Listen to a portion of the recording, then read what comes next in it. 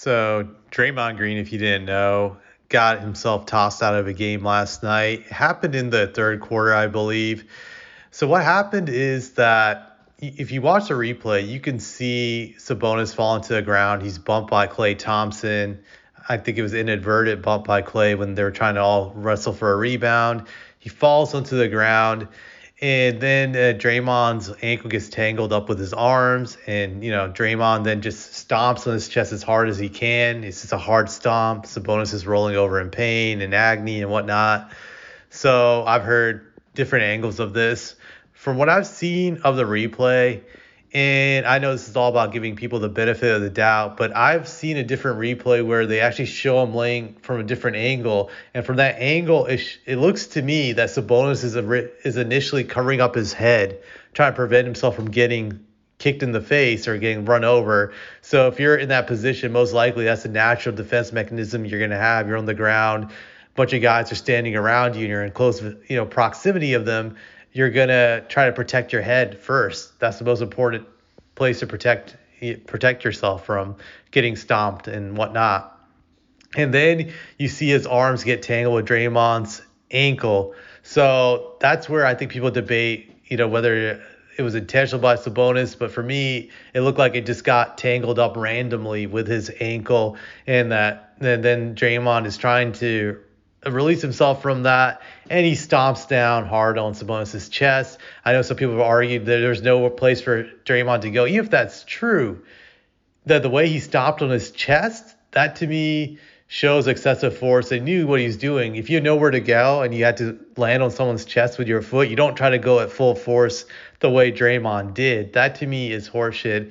And even if Sabonis did this intentionally, Draymond overreacted, I felt. That was definitely an overreaction. So that's how I felt about that. On top of that, the way he ran in front of the crowd, he was antagonizing them, and he was just egging them on to do something. He could have created a dangerous situation, much like Malice in the Palace from many years ago. I thought that was very stupid and immature of him. But it's par for the course with him. He is a clown. And on top of that, his teammates are clowns. I see Steph Curry just laughing and giggling. This is the reason why I don't respect Steph. To me, he's not a leader. He's a follower. I just don't look at him as a man or worthy of respect. He has no control over that team. Granted, they've won 4 titles with him, so I have to acknowledge he's a great player, but he's definitely not a leader, not in the mold of it. Michael Jordan, Tim Duncan, Hakeem Olajuwon. Just you got to ask yourself, will those guys have tolerated that behavior from a teammate doing something that stupid? I don't think so. I don't think they're laughing and yucking it up in a crucial playoff game after someone does it. Hell, I know this for a fact that Tim Duncan many years ago, when Bruce Bowen got tangled up with Chris Paul underneath the basket, this was during a regular season game, and Bruce Bowen kicked Chris Paul, that Tim Duncan was upset at Bruce Bowen. I remember him talking to him during timeout saying, hey, that wasn't right. But Steph Curry has no cojones. He's bitch made, as they would say. So I'm not shocked. But it shows just great immaturity overall by this team, that despite being champions, they've always been very immature. I think that immaturity comes from just winning at a very young age. It's just like any young person. When you have success at a young age, you're very immature. You're very entitled because you didn't have to really go through the struggle to get it. Like most people don't become successful until at least they're middle age. But if you get it when you're in your 20s, you're going to be super arrogant. And this is just normal, and it's unfortunate, but that's what it is. So he should get suspended, but he will not get suspended. To me, what controls whether or not a player gets suspended today is a media narrative. Draymond has too many friends in media who are protecting him, and they're just doing the gaslighting that it was tit for tat and that we should just all let it go.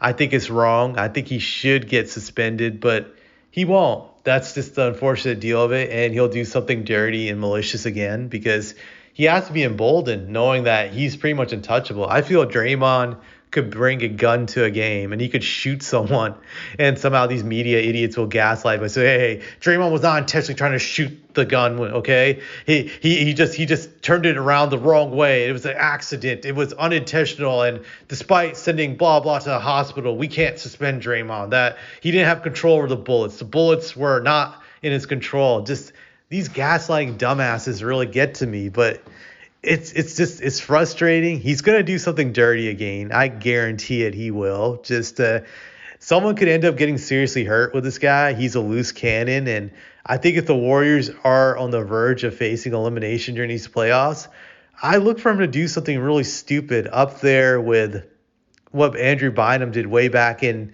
2011 when he decapitated Berea. I suspect something dirty. I just wish for once someone would just knock the shit out of this guy. He really is due for a humbling. He's never had it before, but man, someone needs to go Charles Oakley on him. That's just all I have to say about this.